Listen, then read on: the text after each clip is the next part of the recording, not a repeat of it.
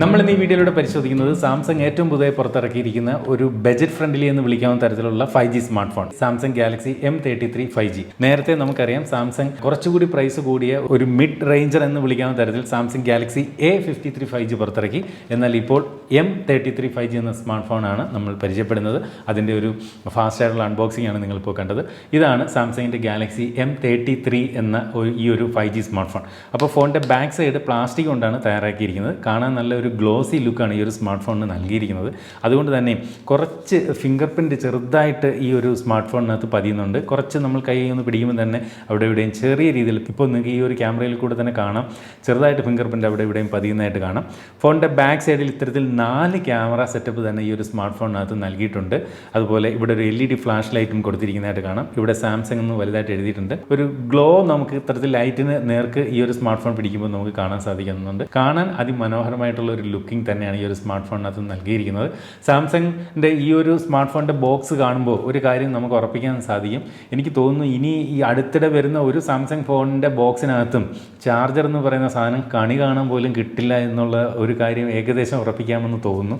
കാരണം സാംസങ്ങിൻ്റെ ഇപ്പോൾ വരുന്ന എല്ലാ ഫോണുകളുടെ ബോക്സും ഇത്രയും ചെറുതായിട്ടാണ് വരുന്നത്. അത് വളരെ പ്രൈസ് കുറഞ്ഞ സ്മാർട്ട് ഫോണുകൾ പോലും ചാർജർ സാംസങ് ഒഴിവാക്കിയിരിക്കുന്നു. അപ്പോൾ ഇത് മറ്റ് ബ്രാൻഡുകളും തുടരുമോ എന്നുള്ളൊരു ആശങ്കയാണ്. അപ്പോൾ ആ ഒരു ചാർജർ ഇല്ലാതെ തന്നെയാണ് ഈ ഒരു സാംസങ് ഗാലക്സി M33 5G എന്ന സ്മാർട്ട് ഫോണും വന്നിരിക്കുന്നത്. ഈ ഒരു സ്മാർട്ട് ഫോണിൻ്റെ ഡിസ്പ്ലേയെ കുറിച്ച് പറഞ്ഞാൽ ഇതിനകത്ത് കൃത്യമായിട്ട് ഈ ഒരു ഫോണിൻ്റെ ബോക്സിൻ്റെ ബാക്കിൽ അവർ എഴുതിയിട്ടുണ്ട്, ഇതൊരു TFT അധിഷ്ഠിതമായിട്ടുള്ള LCD ഡിസ്പ്ലേ ആണ്. സാധാരണ സാംസങ് ഫോണുകളിൽ നിന്ന് കേൾക്കുമ്പോൾ നമ്മുടെ മനസ്സിലേക്ക് പെട്ടെന്ന് ഓടിയെത്തുന്ന ഒരു വാക്കുണ്ട്, AMO LED ഇല്ലേ. ഡിസ്പ്ലേക്ക് വളരെ ഇമ്പോർട്ടൻസ് കൊടുത്തുകൊണ്ടാണ് സാധാരണ സാംസങ് ഫോണുകൾ പുറത്തിറക്കാറുള്ളത്. എന്നാൽ ഈ ഒരു ഫോണിനകത്ത് അത്തരത്തിലൊരു AMO LED ഡിസ്പ്ലേ അല്ല, നേരെ മറിച്ച് ഇതൊരു TFT LCD ഡിസ്പ്ലേ ആണ്. അതുപോലെ തന്നെ ഇതിനകത്ത് ഇത്തരത്തിൽ ഫ്രണ്ട് ക്യാമറ വന്നിട്ട് ഒരു വാട്ടർ ഡ്രോപ്പ് നോച്ചായിട്ടാണ് നൽകിയിരിക്കുന്നത്. അപ്പോൾ ഈ ഒരു നോച്ച് എന്ന് പറയുന്നത് ഇന്ന് വരുന്ന മിക്ക ഫോണുകളിലും ഒഴിവാക്കി തുടങ്ങിയിരിക്കുന്നു. സാധാരണ കൂടുതൽ ഫോണുകളിലും പഞ്ച് ഹോൾ ക്യാമറ ആയിട്ടൊക്കെയാണ് ഇപ്പോൾ വരുന്നത്. പക്ഷേ ഇവിടെ വാട്ടർ ഡ്രോപ്പ് നോച്ചായിട്ടാണ് ഇതിൻ്റെ ഒരു ഫ്രണ്ട് ക്യാമറ നൽകിയിരിക്കുന്നത്. എന്നിരുന്നാലും ഈ ഒരു ഫോണിൻ്റെ ഡിസ്പ്ലേയുടെ സൈസ് എന്ന് പറയുന്നത് 6.6 ഇഞ്ചിൻ്റെ ഒരു ഫുൾ HD+ ഡിസ്പ്ലേ ആണ്. മാത്രമല്ല ഇതിന് കോണിംഗ് ഗൊറില്ല ഗ്ലാസ് 5ൻ്റെ പ്രൊട്ടക്ഷൻ ഈ ഒരു ഫോണിൻ്റെ ഡിസ്പ്ലേക്ക് നൽകിയിട്ടുണ്ട്. അതുകൊണ്ട് തന്നെ ചെറിയ പോറലുകളൊന്നും വരില്ലെന്ന് നമുക്ക് ആശ്വസിക്കാം.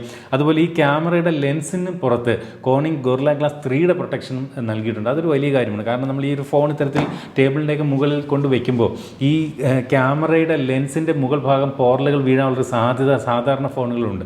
അപ്പോൾ കോണിംഗ് ഗൊറില്ല ഗ്ലാസ് 3യുടെ പ്രൊട്ടക്ഷൻ ഇത്തരത്തിൽ ക്യാമറ ലെൻസിന് മുകളിൽ കൊടുത്തിരിക്കുന്നത് കൊണ്ട് തന്നെയും അത്തരത്തിൽ ക്യാമറയുടെ ആ ലെൻസിന് മുകളിലും പോറലുകൾ വീഴില്ല എന്ന് നമുക്ക് പ്രതീക്ഷിക്കാം. അതുപോലെ ഈ ഒരു ഫോണിൻ്റെ ഡിസ്പ്ലേ എന്ന് പറയുന്നത് 120 ഹെർട്സിൻ്റെ റിഫ്രഷ് റേറ്റുമായിട്ടാണ് വരുന്നത് എന്നുള്ളതും പ്രത്യേകതയാണ്. കണ്ടില്ലേ, ഇവിടെ അഡാപ്റ്റീവ് എന്ന് പറയുന്ന ഓപ്ഷൻ നമ്മൾ സെലക്ട് ചെയ്താൽ 120 ഹെർട്സിൻ്റെ റിഫ്രഷ് റേറ്റ് ആണ് ഈ ഒരു സ്മാർട്ട് ഫോണിൻ്റെ ഡിസ്പ്ലേക്ക് വരുന്നത്. അതുകൊണ്ട് തന്നെ ഫോണിൻ്റെ ഡിസ്പ്ലേ വളരെ റെസ്പോൺസീവാണ്, വളരെ ഫാസ്റ്റാണ്, വളരെ ഫാസ്റ്റായിട്ട് റിഫ്രഷ് ചെയ്യുന്നുണ്ട്. വളരെ ഒരു സ്മൂത്ത്നെസ് നമുക്ക് ഫോണിൻ്റെ ഡിസ്പ്ലേയിൽ നിന്ന് നമുക്ക് ആസ്വദിക്കാൻ സാധിക്കുന്നുണ്ട്. അതുപോലെ ഫോണിൻ്റെ ഡിസ്പ്ലേയുടെ ഒരു മാക്സിമം ബ്രൈറ്റ്നസ് വന്നിട്ട് 576 നിറ്റ്സ് ആണ്. നല്ല ബ്രൈറ്റർ ആയിട്ടുള്ളൊരു ഡിസ്പ്ലേ ആണ്. ഒറ്റ നോട്ടത്തിൽ ഇതൊരു TFT LCD ഡിസ്പ്ലേ ആണെന്നൊന്നും പറയത്തില്ല. നല്ല ക്വാളിറ്റി ഉള്ളൊരു ഡിസ്പ്ലേ തന്നെയാണ് ഇതിനകത്ത് യൂസ് ചെയ്തിരിക്കുന്നത്. പ്രൈസ് കുറയ്ക്കുന്നതിൻ്റെ ഒരു ചെറിയ ചില കാര്യങ്ങൾ കുറവുകളും വരുത്തിയിരിക്കുന്നതായിട്ട് ഒറ്റ നോട്ടത്തിൽ തന്നെ നമുക്ക് മനസ്സിലാവുന്നുമുണ്ട്. ഡിസ്പ്ലേയുടെ ഭാഗത്ത് സാംസങ്ങിൻ്റെ മറ്റ് ഫോണുകളിൽ നിന്ന് ചില കുറവുകൾ ഈ ഒരു സ്മാർട്ട് ഫോണിൽ വരുത്തിയിട്ടുണ്ടെങ്കിലും സോഫ്റ്റ്വെയറിൻ്റെ സൈഡിൽ യാതൊരു കുറവും സാംസങ് വരുത്തിയിട്ടില്ല. ഇന്ന് വരുന്ന പല ഫോണുകളും ഇപ്പോഴും Android 11 വരുന്ന ഫോണുകളുണ്ട് ഔട്ട് ഓഫ് ദ ബോക്സ്. പക്ഷേ ഇവിടെ ഔട്ട് ഓഫ് ദ ബോക്സ് തന്നെ നമുക്ക് ഇത്തരത്തിൽ ആൻഡ്രോയിഡിൻ്റെ ലേറ്റസ്റ്റ് വെർഷൻ എന്ന് ഒരുപക്ഷെ പറയാവുന്ന ആൻഡ്രോയിഡിൻ്റെ 12 വെർഷൻ വരുന്നു എന്നുള്ളത് ഒരു വലിയ കാര്യം തന്നെയാണ്. മാത്രമല്ല സാംസങ്ങിൻ്റെ ഫ്ലാഗ്ഷിപ്പ് ഫോണുകളിലൊക്കെ വരുന്ന തരത്തിലുള്ള അവരുടെ സ്വന്തം യൂസർ ഇൻ്റർഫേസിൻ്റെ ലേറ്റസ്റ്റ് വെർഷൻ ON UI 4.1 ആണ് ഈ ഒരു സ്മാർട്ട് ഫോണിനകത്തും നൽകിയിരിക്കുന്നത്. അതുപോലെ ഇതിനകത്ത് ഇൻസ്റ്റാൾ ചെയ്തിരിക്കുന്ന ആപ്ലിക്കേഷനുകളെ കുറിച്ച് പറഞ്ഞാൽ കുറച്ച് പ്രീ ഇൻസ്റ്റാൾഡ് ആപ്ലിക്കേഷൻസ് ഉണ്ട്. ഉദാഹരണത്തിന് ഈ കാണുന്ന ഇത്രയും ആപ്ലിക്കേഷൻ നമ്മളിത് സെറ്റപ്പ് ചെയ്തതിന് ശേഷം ഈ ഒരു ഫോണിനകത്തേക്ക് ഓട്ടോ ഇൻസ്റ്റാൾ ആവുന്നതാണ്. അത്തരം ആപ്ലിക്കേഷനുകൾ നമുക്ക് അൺഇൻസ്റ്റാൾ ചെയ്ത് കളയാം എന്നുള്ളത് ഒരു ഭാഗ്യം തന്നെയാണ് എന്ന് ഓർമ്മിക്കട്ടെ. ഫോണിൻ്റെ ഫിംഗർ പ്രിൻ്റ് ഇത്തരത്തിൽ ഫോണിൻ്റെ സൈഡ് മൗണ്ടഡ് ആയിട്ടാണ് ഇത്തരത്തിൽ പവർ ബട്ടണിൽ തന്നെ നൽകിയിരിക്കുന്നു. അത് ഒരുവിധം ഫാസ്റ്റായിട്ട് തന്നെ റെസ്പോണ്ട് ചെയ്യുന്നുണ്ട്. നമ്മളിവിടെ ഫിംഗർ പ്രിൻ്റ് എൻറോൾ ചെയ്യുകയാണ്. ആ ഒരു എൻറോളിങ് സമയത്ത് തന്നെ നമുക്ക് ആ ടച്ച് ചെയ്യുന്ന സമയത്ത് നമുക്ക് അറിയാൻ സാധിക്കുന്നു. ഒരു നല്ല ഒരു ഫാസ്റ്റ് ഫാസ്റ്റ് റെസ്പോൺസ് ആ ഒരു ഫിംഗർ പ്രിന്റ് ഇത്തരത്തിൽ നൽകുന്നുമുണ്ട്. ഈ ഒരു പ്രൈസ് പോയിന്റിൽ പോലും നമുക്ക് ഈ ഒരു സ്മാർട്ട് ഫോണിനകത്ത് NFC സപ്പോർട്ട് നൽകിയിട്ടുണ്ട്. അപ്പോൾ NFC സപ്പോർട്ട് നൽകിയിട്ടുള്ളത് കൊണ്ട് തന്നെയും നമുക്ക് സാംസങ് പേ ഒക്കെ യൂസ് ചെയ്തുകൊണ്ട് നമുക്ക് ഈ ഒരു ഫോൺ ചില POS മെഷീനിലൊക്കെ ഇങ്ങനെ ടച്ച് ചെയ്തുകൊണ്ടൊക്കെ നമുക്ക് പേ ചെയ്യാൻ നമുക്ക് അത്തരം കാര്യങ്ങളൊക്കെ സാധിക്കും. മാത്രമല്ല വലിയ ഫയലുകളൊക്കെ NFC സപ്പോർട്ടുള്ള മറ്റ് ഫോണുകളിലേക്ക് വളരെ ഫാസ്റ്റായിട്ട് NFC ഉപയോഗിച്ചുകൊണ്ട് ട്രാൻസ്ഫർ ചെയ്യാനും സാധിക്കും. ഡുവൽ ബാൻഡ് വൈഫൈ സപ്പോർട്ട് നൽകിയിരിക്കുന്ന ഈ ഒരു സ്മാർട്ട് ഫോണിൻ്റെ സ്പീക്കർ എന്ന് പറയുന്നത് മോണോ സ്പീക്കറാണ്. ബോട്ടം ഫയറിംഗ് ആയിട്ടാണ് ഫോണിൻ്റെ സ്പീക്കർ നൽകിയിരിക്കുന്നത്. പക്ഷേ നമ്മൾ ഹെഡ്സെറ്റ് ഇതിനകത്ത് കണക്ട് ചെയ്യുമ്പോൾ ഡോൾബി അറ്റ്മോസിൻ്റെ സപ്പോർട്ട് ഹെഡ്സെറ്റ് വഴി നമുക്ക് അനുഭവിക്കാൻ സാധിക്കും. അതുപോലെ ഹെഡ്സെറ്റ് കണക്ട് ചെയ്യാനുള്ള 3.5mm ഓഡിയോ ജാക്കും ഈ ഒരു സ്മാർട്ട് ഫോണിനകത്ത് നൽകിയിട്ടുണ്ട്. അടുത്തായിട്ട് ഈ ഒരു ഫോണിൻ്റെ സൗണ്ട് ക്വാളിറ്റി എങ്ങനെയുണ്ടെന്ന് ചെക്ക് ചെയ്യാം.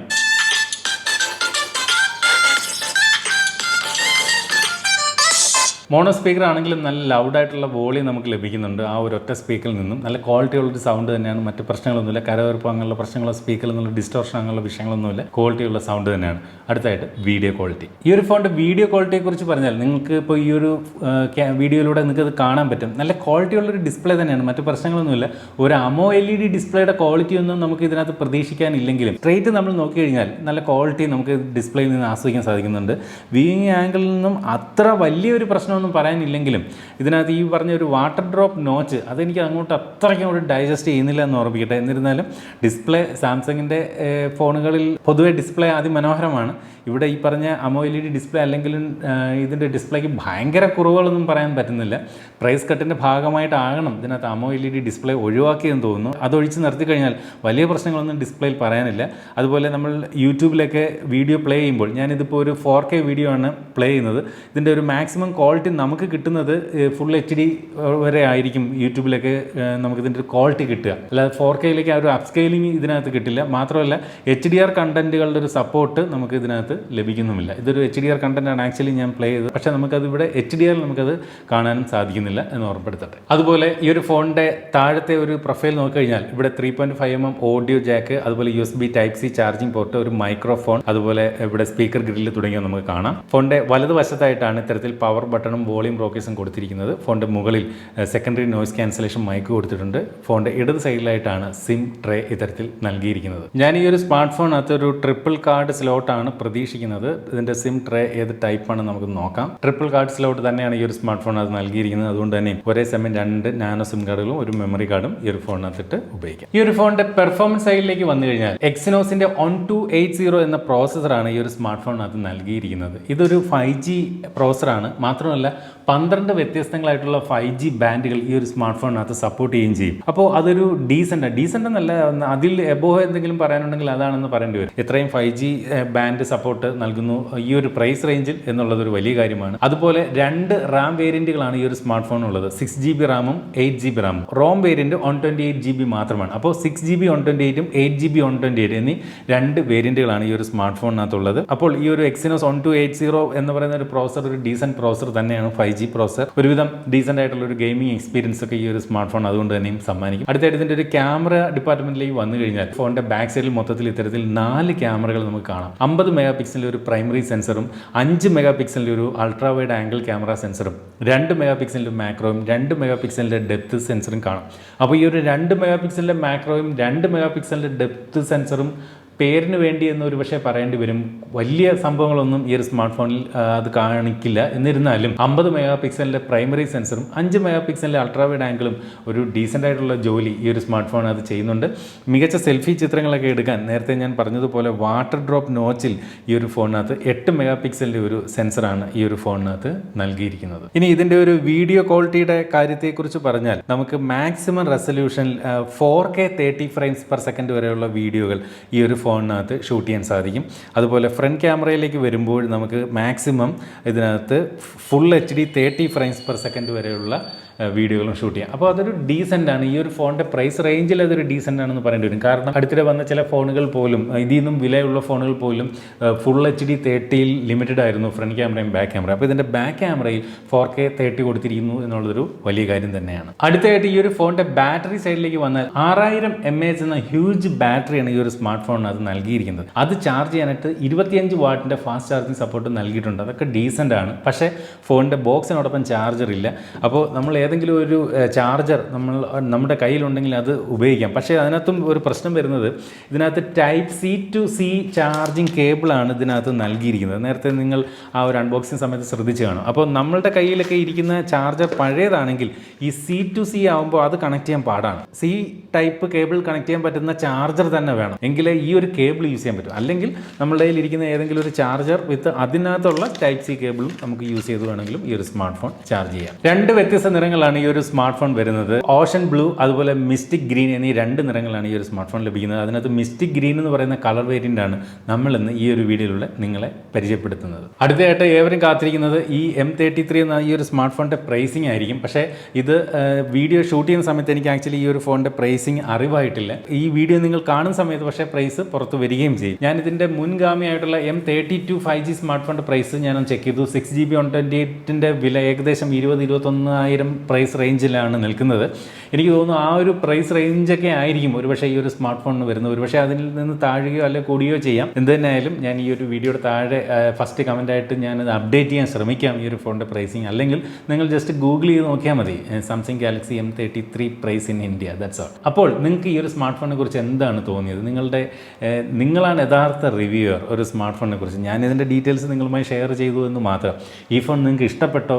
ഏതൊക്കെ സ്പെസിഫിക്കേഷൻസ് ഇഷ്ടപ്പെട്ടു, എന്ത് ഇഷ്ടപ്പെട്ടില്ല, ഇതൊക്കെ ഒന്ന് കമൻറ്റ് ചെയ്യണേ. അപ്പോൾ അങ്ങനെ എല്ലാവരുടെയും ഒരു അഭിപ്രായം കിട്ടുമ്പോൾ അത് വായിക്കുന്ന ബാക്കിയുള്ളവർക്കും കുറച്ചുകൂടി ഒരു ഡീറ്റെയിൽസ് നമുക്ക് ഈ ഒരു ഫോണിനെ കുറിച്ചൊരു ധാരണ തന്നെ ലഭിക്കും. അപ്പോൾ ഇതുപോലെ മനോഹരമായിട്ടുള്ള മറ്റൊരു പ്രൊഡക്റ്റിൻ്റെ വിശേഷവുമായിട്ട് നമുക്ക് അടുത്ത വീഡിയോയിൽ വീണ്ടും കാണാം. അതുവരെ സ്റ്റേ സേഫ്, ബൈ.